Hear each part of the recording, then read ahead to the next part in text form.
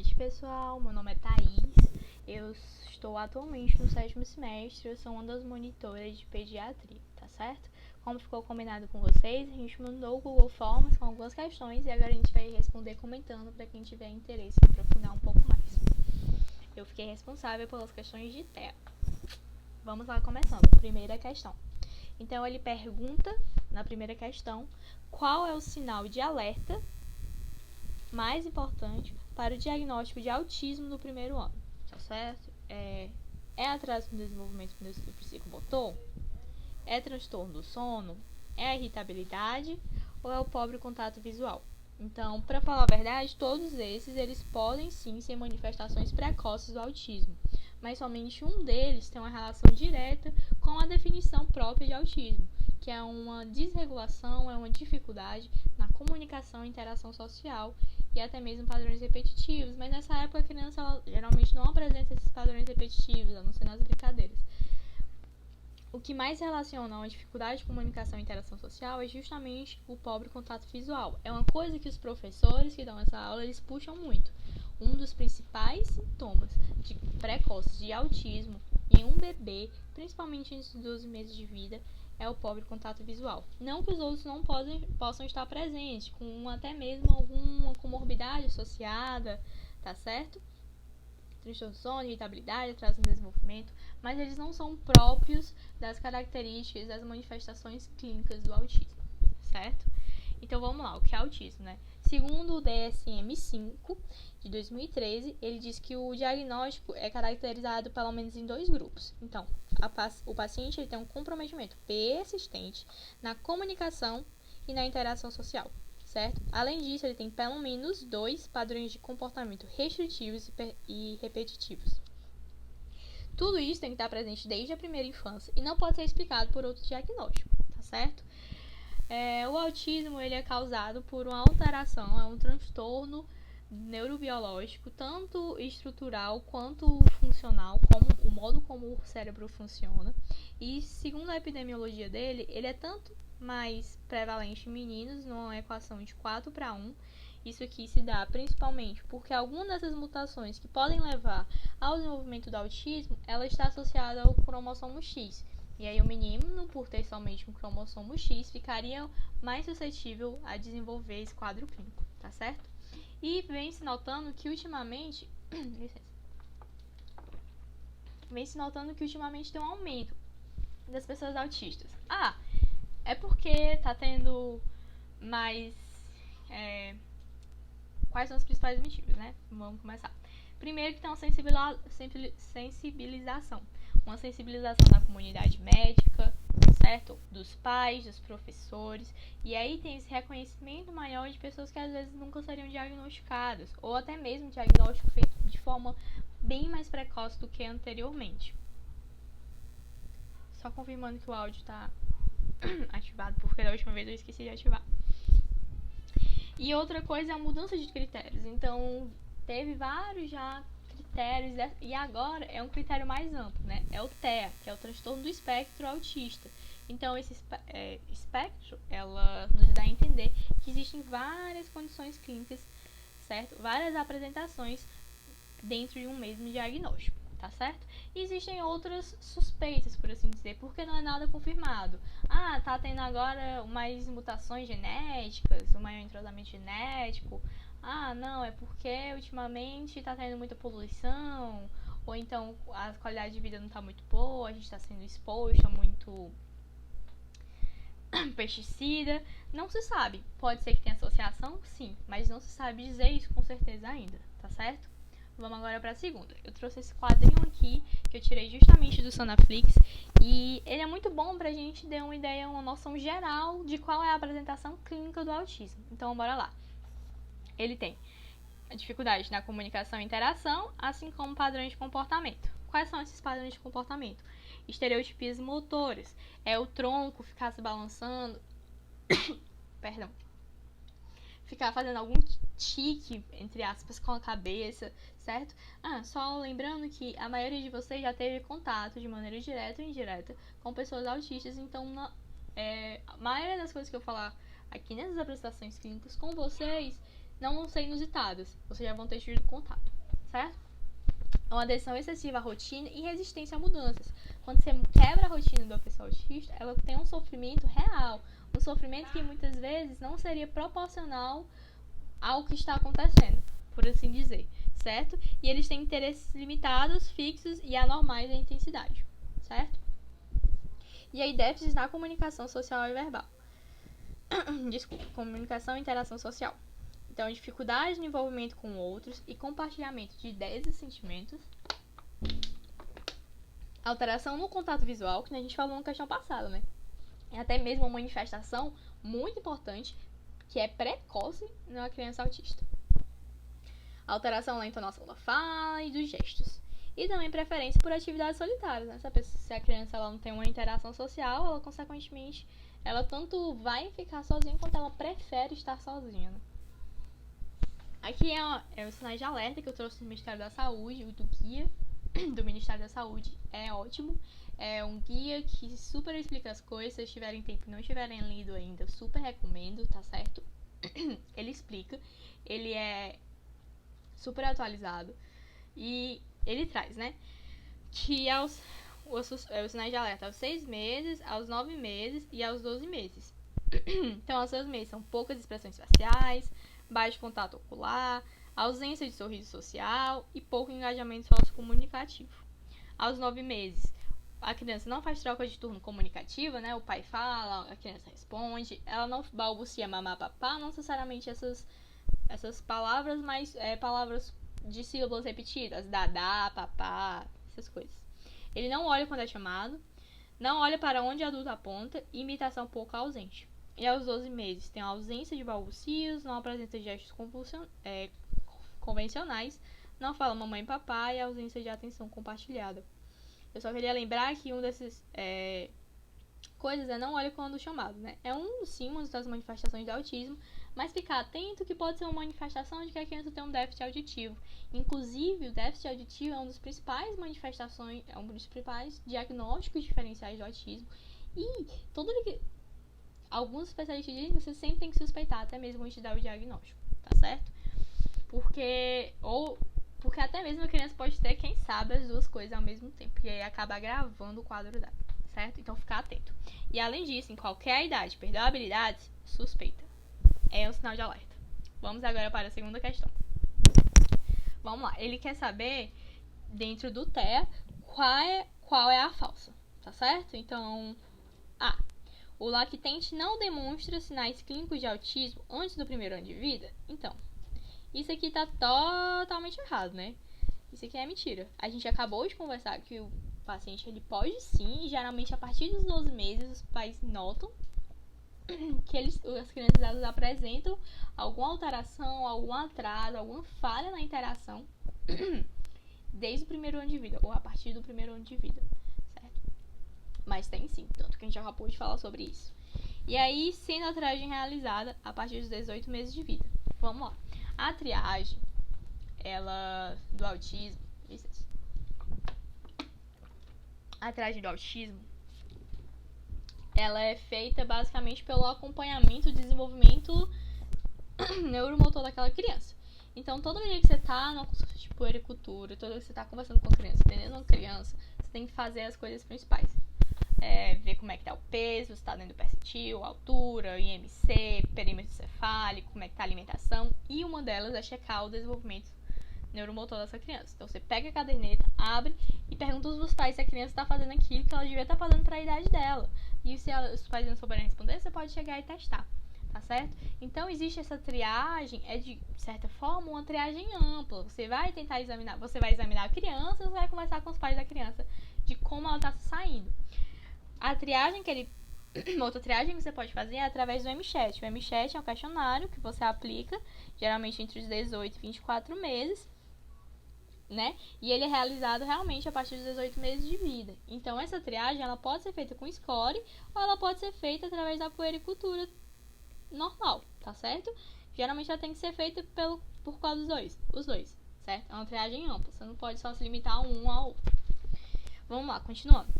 O pediatra deve investigar qualquer atraso de linguagem verbal ou não verbal, contato social e interesse no outro deficitário, interesse repetitivo por eminentes estereotipias, com certeza, esse aqui é o quadro clínico totalmente 100% compatível com o autismo, certo? E qualquer alteração dessas devem ser, sim, investigadas pelo pediatra, qualquer outro médico que esteja atendendo a criança.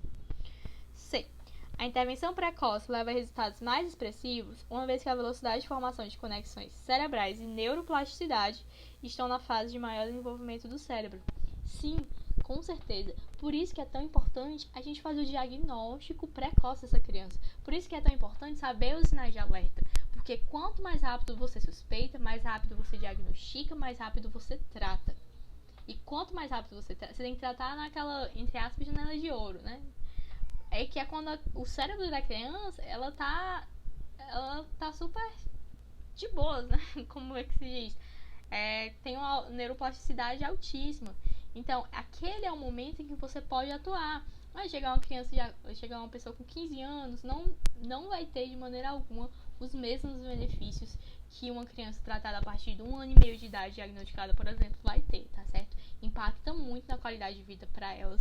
E é o único tratamento realmente eficaz, não é curativo, mas ajuda bastante, que tem disponível na nossa sociedade, que tem disponível, não existe um medicamento para autismo. O tratamento para autismo, ele é principalmente feito através de terapia. D. Fracasso no desenvolvimento de relacionamento com seus pares, apropriado para o nível de desenvolvimento, bem como falta de reciprocidade emocional, social, fazem parte do quadro. Com certeza, isso aqui tá super certo também, tá certo?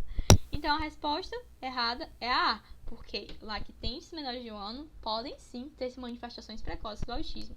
E além disso, quando você faz análise retrospectiva, você muitas vezes percebe que a criança tinha sinais, há muito tempo. Isso aqui é só outro quadro que eu trouxe, isso aqui foi retirado do Sonaflix, tá certo? Falando aqui dos critérios diagnósticos do DSM-5 e algumas apresentações comuns. Vocês podem dar uma olhadinha depois, eu vou mandar o slide. Isso aqui é um dos especificadores perdão, da TEA. Vocês perceberam todo que eu gravo um vídeo, eu tô doente. É comum já. Então, a gente meio que divide em níveis de gravidade, porque dependendo desse nível de gravidade, você vai começar com os pais, ou você vai orientar eles sobre o cuidado que aquela pessoa vai ter, sobre o prognóstico até mesmo, tá certo? Então, depende desde exigir um apoio mínimo, talvez, assim, um apoio básico, até exigir um apoio, talvez, 24 horas por dia, certo? E depende do grau e de quão aqueles sintomas vão prejudicar a pessoa. Vamos passar agora para a terceira questão. Ele quer saber qual é a alternativa correta. Show de bola.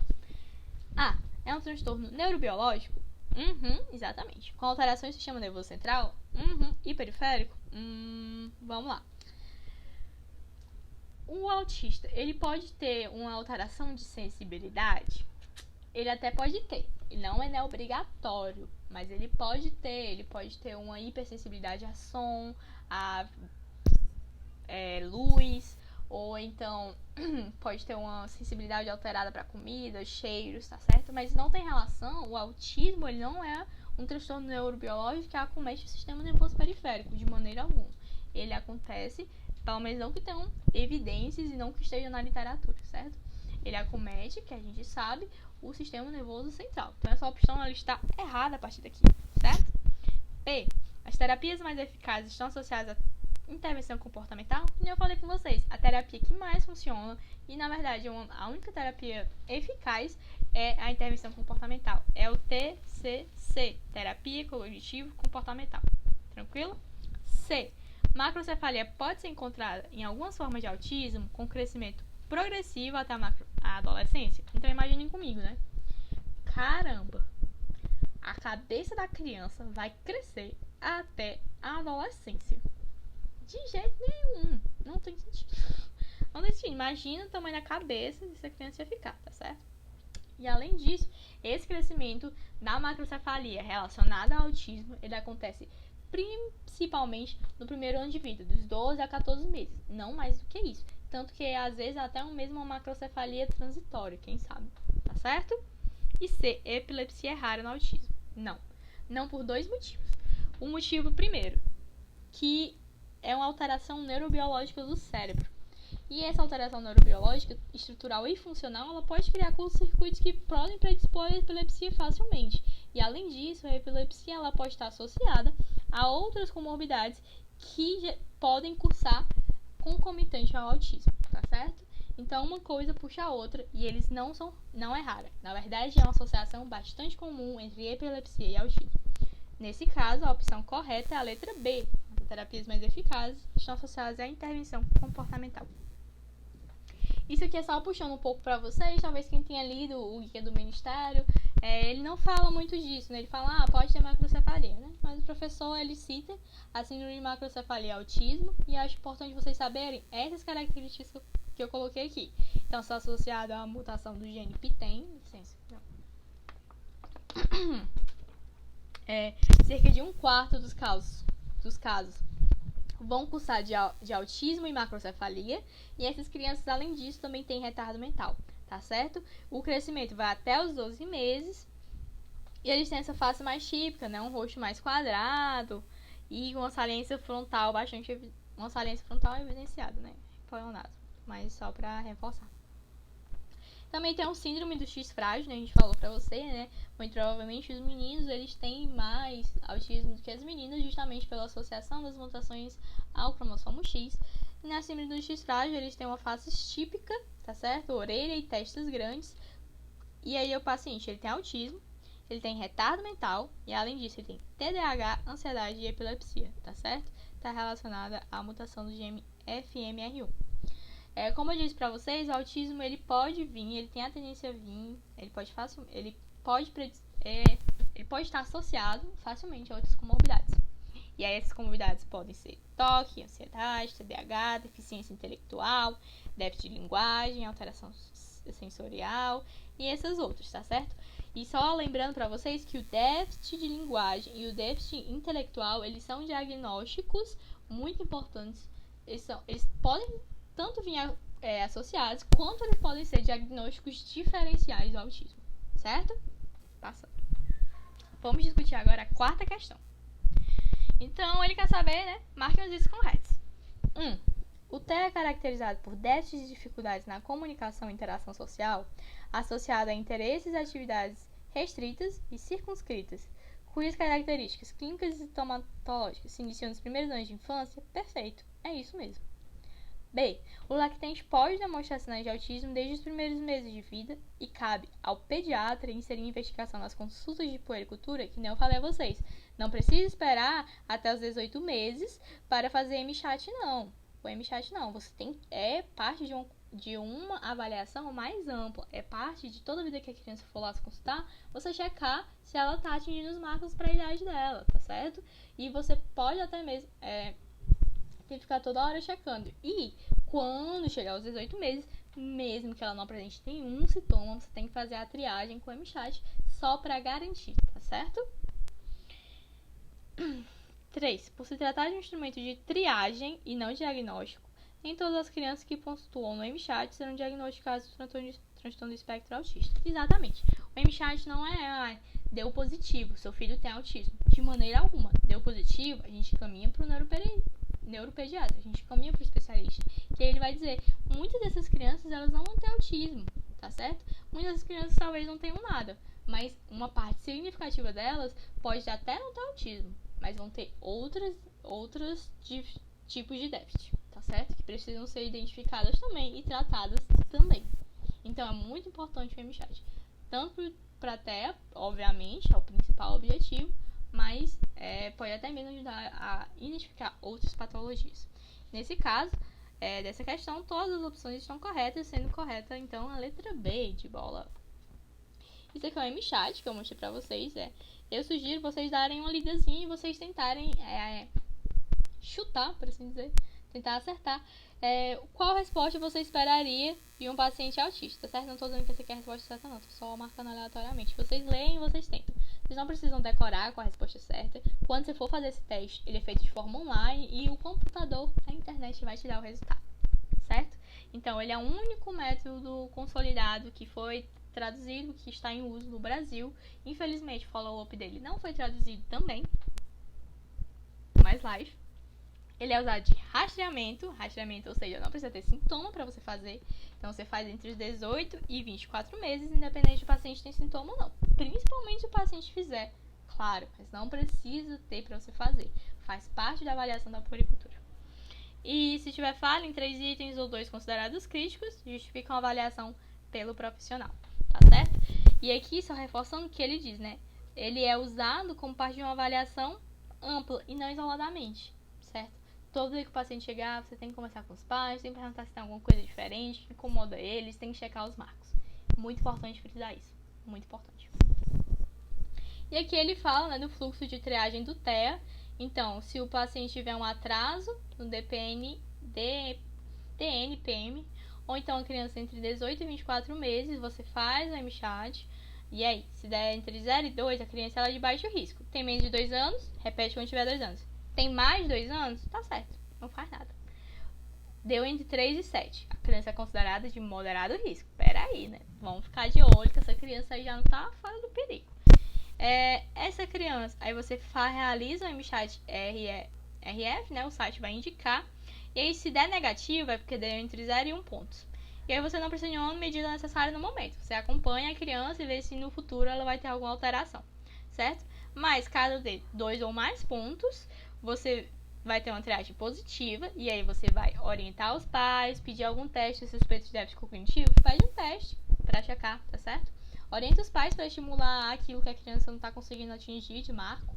E aí pede para a criança voltar com um mês. Criança voltou com um mês, tá do mesmo jeito? Especialista. Vamos agora quando dá 8 ou 10. Isso aí já é uma criança de alto risco.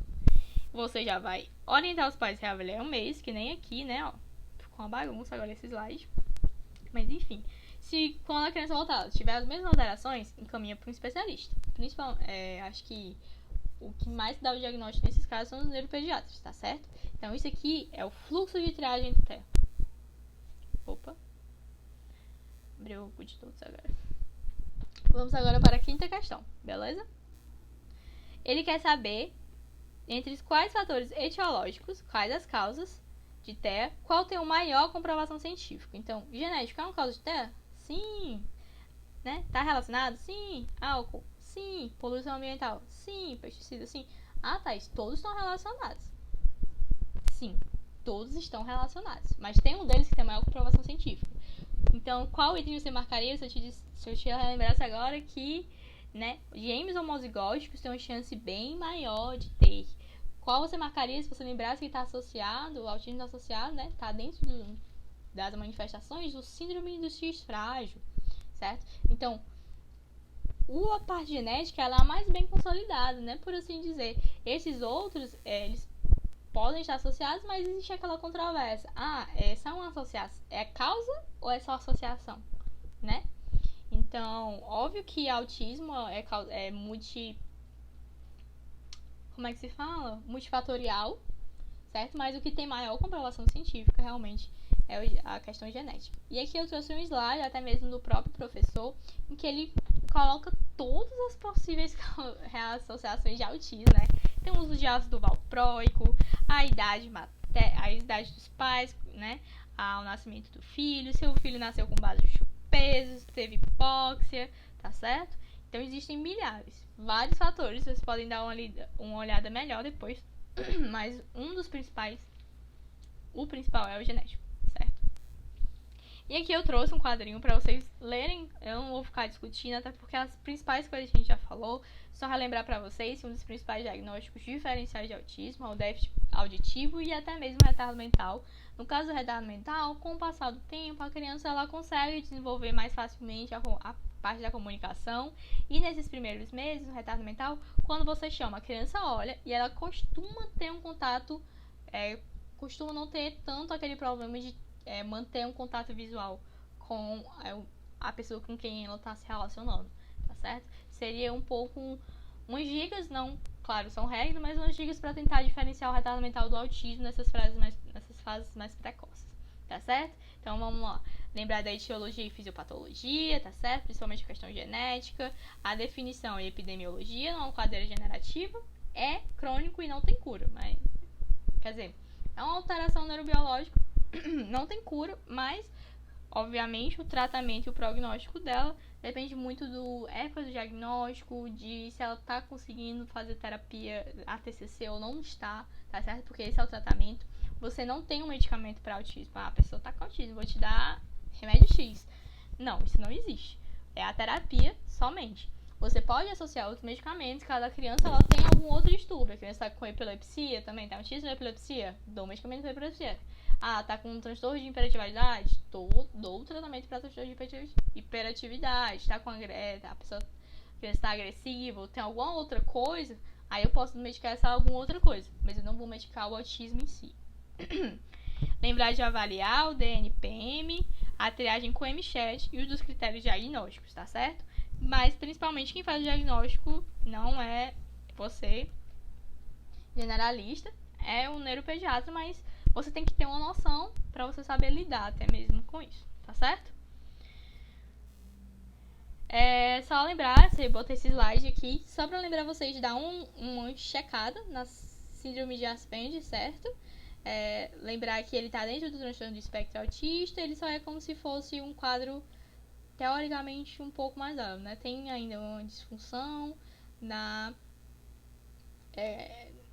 ele tem ainda uma disfunção na comunicação e na interação, sendo que a capacidade intelectual desse indivíduo é super preservada, tá certo? E, gente, basicamente é isso. Eu agradeço muito pela atenção. Eu espero que tenha ajudado vocês. Qualquer dúvida pode falar comigo. Desculpa pela tosse, tá certo? Só porque, enfim, de material eu recomendo realmente o guia e dar uma checada nos slides do professor, que não tem as coisas que tem lá, a gente não tem no guia, tá certo? Algumas coisas, principalmente relacionadas ao síndrome de X frágil, a síndrome de Asperger e a síndrome de macrocefalia em autismo, tá certo? Muito obrigada. Qualquer coisa podem falar comigo.